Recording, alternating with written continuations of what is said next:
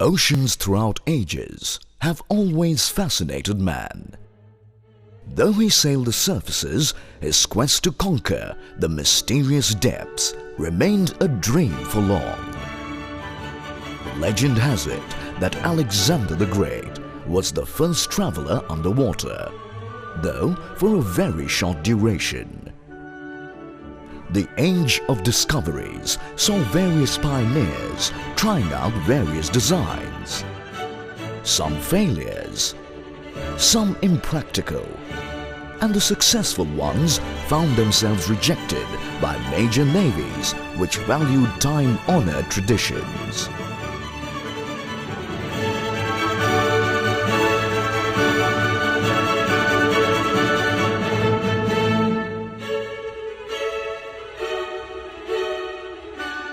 Perseverance paid, but it was the Second World War that established submarines as an offensive lethal weapon essential for any navy.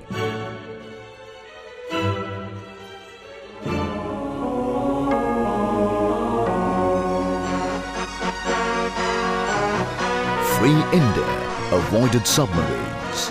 The country's involvement in peace processes, British apprehensions on the capability of Indian Navy to handle sophisticated platforms and budget constraints put off the decision makers. But approval was given when neighboring countries started acquiring submarines, and in 1962 the first batch of Indian naval officers took training at HMS Dolphin of the Royal Navy. December 8, 1967. India's first submarine, INS Kalveri, under the command of Commander K.S. Subramanian, was commissioned in the erstwhile USSR. She was soon followed by INS Kanderi, Karanj and Kursura.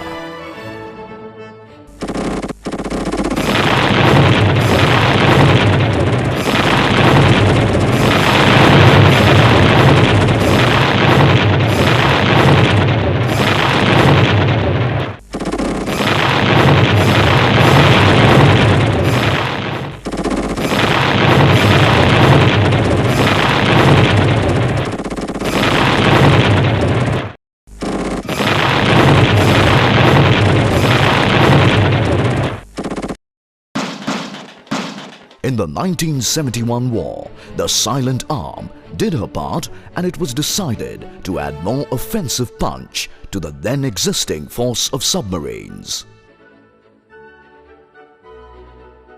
The tradition of naming submarines after deep-water fishes continued, and INS Vela, Vagir, Vagli and Vagshir joined their sisters.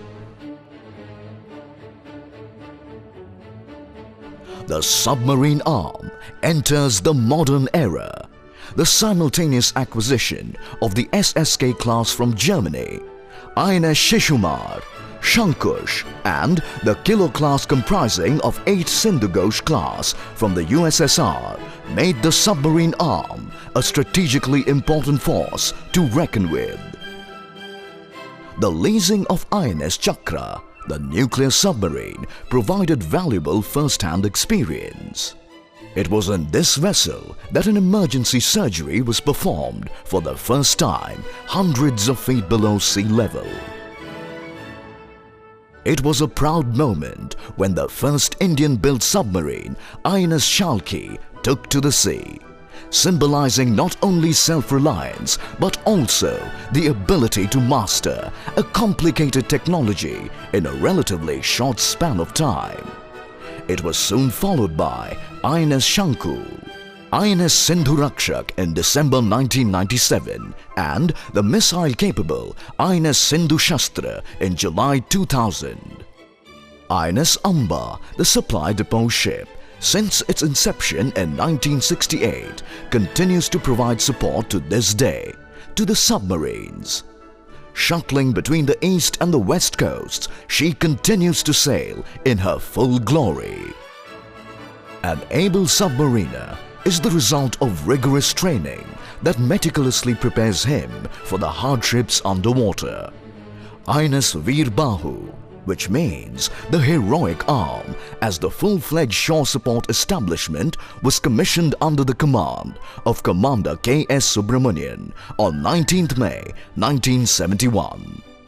Initially, all training, maintenance, operational and logistic matters of the submarine were dealt here, and it became the alma mater to the submariners.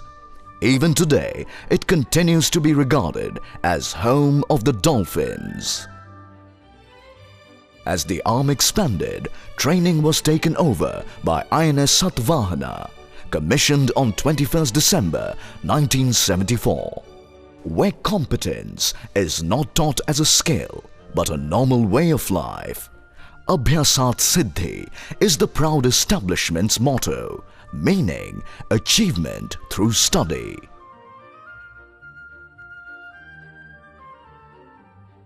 INS Vajrabahu, from a small unit to a major establishment, now supports the submarine operations on the West Coast. The 30 years submarine building perspective plan will truly transform our status from a buyer's navy to a builder's navy. Modern weapons, sensors and machineries have enhanced the situational awareness of the command and overall mission effectiveness of the platform, owing to increased surveillance ranges, weapon reach, real-time networking and very low indiscretion rate profile. Visual identification of the enemy through periscope continues to be one of the ways of positive target identification prior to torpedo attack, despite advances in image fusion, sensor coordination and data link. Standby firing setup. 5, 4, 3, 2, 1, fire!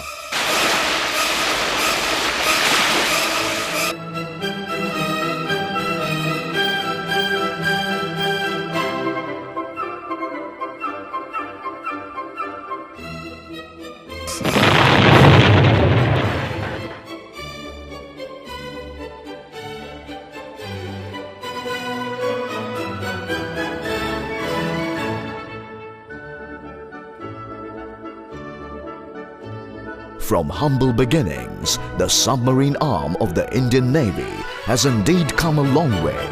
Our record of weapon exploitation within reach of platform in near conflict-like situation, improved material state are all indicative of the fact that the submarine arm has come of age. The midlife updates of the Sushumar and Sindhu Ghosh class submarines has significantly enhanced their capability. Induction of tube-launched missiles has transformed our submarines into a more potent force, capable of providing an offensive punch not only in a tactical role but also in an operational scenario. Enhanced capability of the missile will extend the mission definition from sea denial to offensive littoral operations and the strategic ramifications.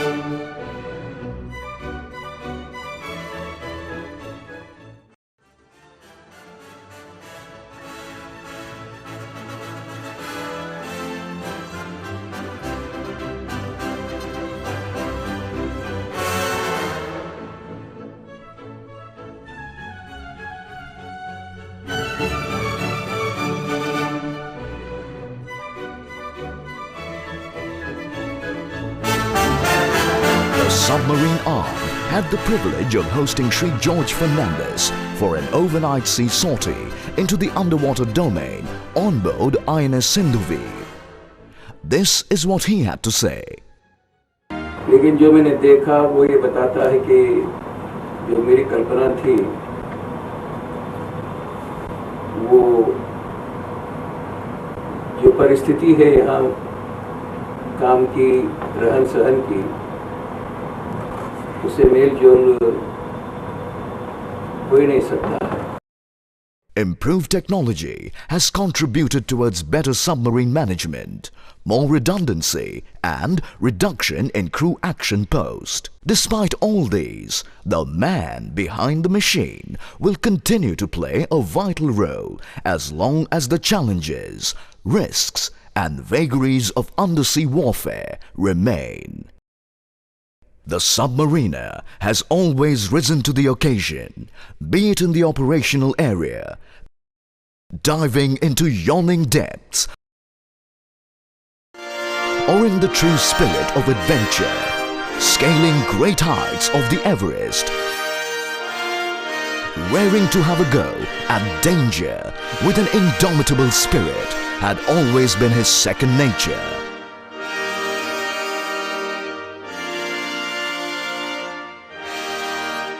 With him as the greatest asset, the submarine arm gears up for the long run ahead. Her heart filled with enthusiasm and vision towards the future to make the country and the Navy proud.